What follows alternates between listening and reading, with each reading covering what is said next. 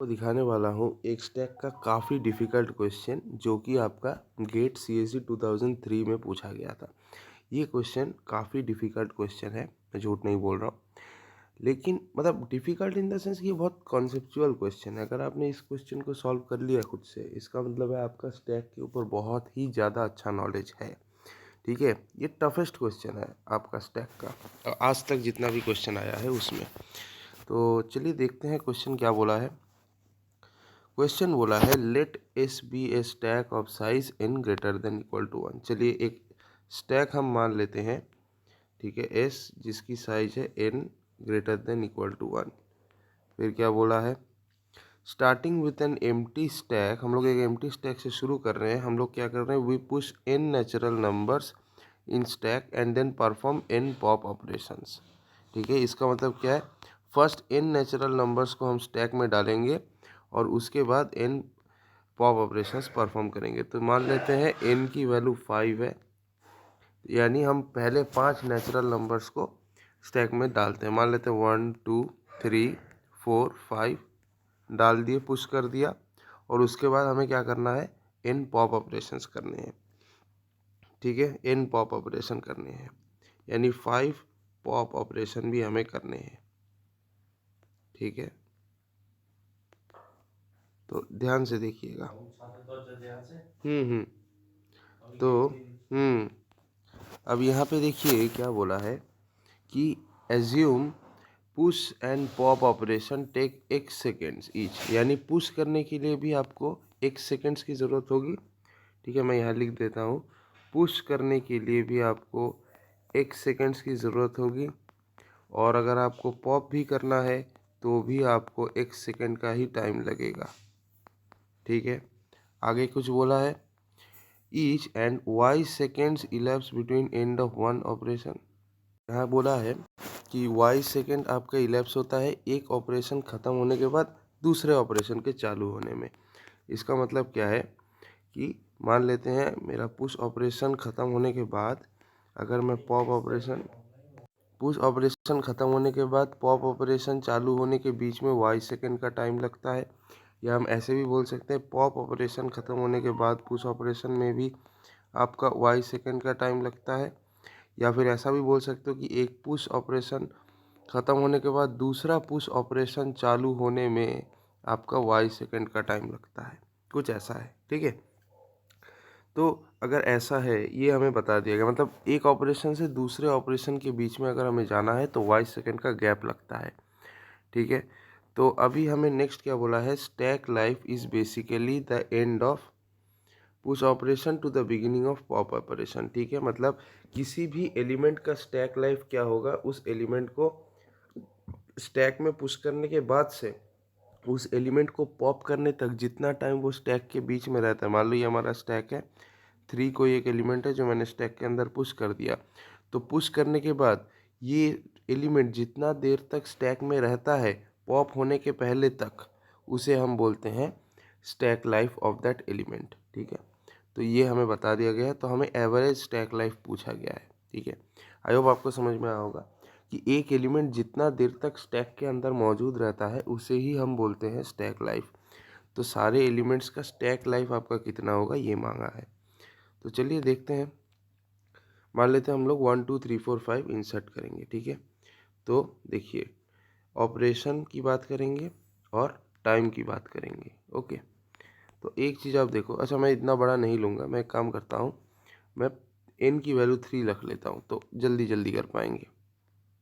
ठीक है, तो सबसे पहले मैं क्या करूँगा, 1 को स्टैक के अंदर पुश करूँगा। तो मैंने क्या किया, 1 को पुश किया, तो मैंने यहाँ पे क्या लिखा, पुश 1। तो अब देखो पुश ऑपरेशन परफॉर्म करने में कितना टाइम लगता है, पुश ऑपरेशन परफॉर्म करने में 1 सेकेंड का टाइम लगता है, x, राइट, ये तो मैंने बताया ही था। उसके बाद नेक्स्ट मुझे क्या करना है, उसके बाद मुझे 2 को पुश करना है, लेकिन 2 पुश करने के बाद पहले एक पुश ऑपरेशन से सेकंड पुश ऑपरेशन में, देखो एक पुश ऑपरेशन से सेकंड पुश ऑपरेशन में जाने के लिए मुझे y सेकंड का डिले लगेगा।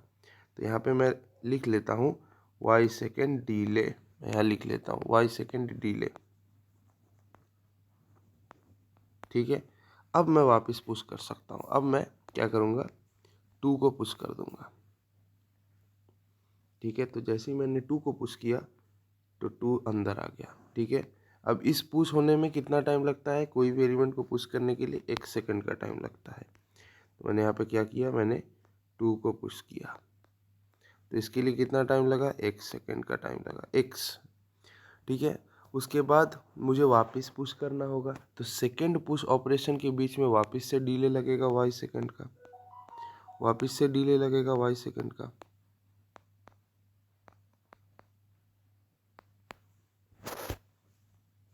इसके बाद हम क्या करेंगे, वापस से थर्ड एलिमेंट को पुश करेंगे, यानी 3 जो है। तो मैंने इसको भी पुश कर दिया, तो पुश करने के लिए कितना टाइम लगता है, 1 सेकंड का टाइम लगता है। तो मैं यहाँ पे पुश किया 3, तो 3 को पुश करने में कितना टाइम लगता है, 1 सेकंड का टाइम लगता है। हो गया। अब देखो पुश हो गया। अब मुझे क्या बोला गया है, जैसे ही मैं पुश कर दूंगा उसके बाद मुझे क्या करना है, देखो we push n natural numbers in the stack and then perform n pop operations। मतलब n number of natural numbers को पुश करने के बाद मुझे n number of pop operations भी परफॉर्म करने हैं। तो अब क्या करूँगा, अब चालू होगा पॉपिंग का खेल। तो अगर मुझे पॉप ऑपरेशन करना है तो देखो पुश करने के बाद जैसे ही मैं पॉप करूँगा उसके बीच में क्या लगेगा, एक डिले लगेगा। मतलब अब एक ऑपरेशन से दूसरे ऑपरेशन में जाने के लिए मुझे y सेकेंड का क्या लगेगा, डिले लगेगा। ठीक है, डिले लगेगा, कोई बात नहीं, ले लेते हैं। अब मैं क्या करूँगा, मैं 3 को पॉप कर दूँगा। ठीक है, मैं 3 को पॉप कर दिया, तो जैसे ही मैं पॉप किया तो यहाँ पे मैं लिख दूँगा यार पॉप 3। तो जैसे ही पॉप किया मैंने, पॉप ऑपरेशन करने के लिए कितना टाइम लगेगा, वही 1 सेकंड का टाइम लगेगा। ठीक है, चलो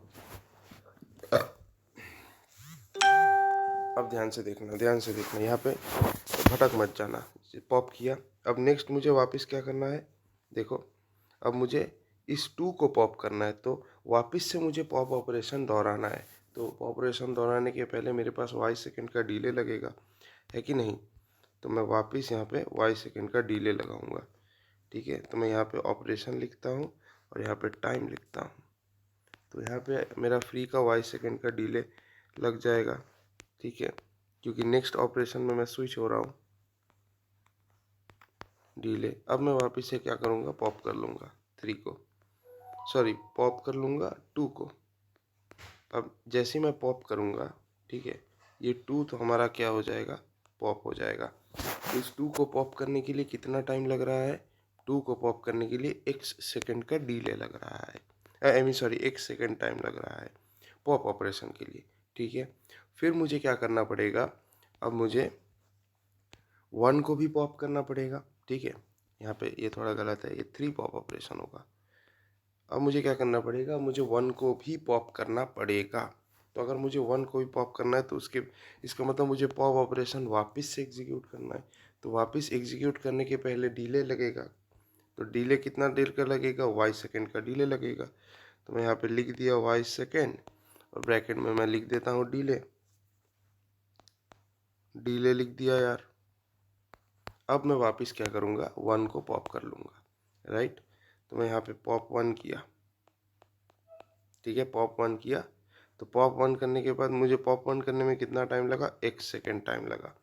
तो जैसे ही मैंने पॉप 1 कर दिया, ठीक है, जैसे ही मैं पॉप 1 कर दिया, यहाँ से ये ख़त्म। देखो स्टैक हो गई हमारी पूरी की पूरी खाली।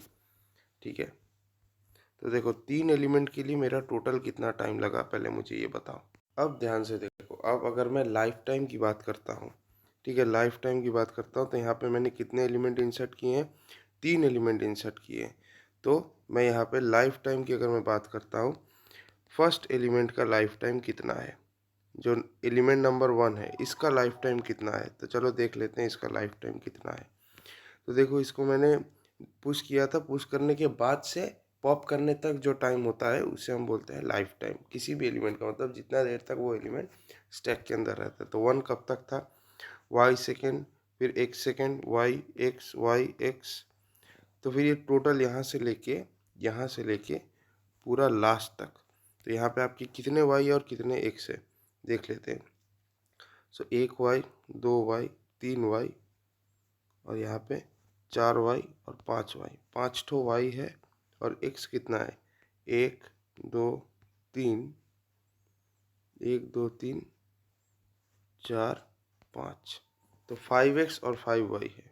ठीक है, तो फर्स्ट एलिमेंट का जो लाइफ टाइम है वो क्या हो जाएगा, 5x प्लस 5y। क्या ये सही है? नहीं, बिल्कुल सही नहीं है, क्योंकि जब तुम 1 को पॉप कर दे रहे हो तो तुम इसको क्यों काउंट कर रहे हो, है ना, तुम इसको क्यों काउंट कर रहे हो। सो 5x plus 5y minus x हो जाएगा, यानी ये हो जाएगा 4x प्लस 5y। ये हो जाएगा फर्स्ट एलिमेंट का लाइफ टाइम। नेक्स्ट क्या बोला है, सेकेंड एलिमेंट, तो life time of this second element ये भी हम निकालेंगे। तो ये देखो कब स्टैक में आया है और कब स्टैक से गया है, चलो देख लेते हैं। तो यहाँ से तुम्हारा सेकेंड एलिमेंट का लाइफ टाइम शुरू हो रहा है। तो y एक बार, दो बार, y एक बार हुआ, दो बार हुआ, फिर 3 बार, 4 बार। सो 4y और x कितने हुए देख लेते हैं, 1x, 2x, 2x, दो ही तो x, नहीं, एक सेकंड में कुछ गलत कर दिया यार। देखो यहाँ पे देखो 2 के लिए टोटल y कितना है, ये 1y, ये 2y, 2y, ये तीसरा y, 3y है। ठीक है, 3y है, क्योंकि उसके बाद तो 2 पॉप ही हो जा रहा है। और x कितने हैं, x कितने यार, x एक ये वाला है और एक ये वाला है, 2x है और 3y है। सो ये क्या हो जाएगा, 2x plus 3y, 2x plus 3y। ठीक है, अच्छा अब अगर मैं तीसरे एलिमेंट की बात करूं, जो थर्ड एलिमेंट है, इसका लाइफ टाइम कितना होगा, life time of the element 3, ये कितना होगा, ये बताना ज़रा। चलो देखो कब ये घुसा और कब बाहर निकला है।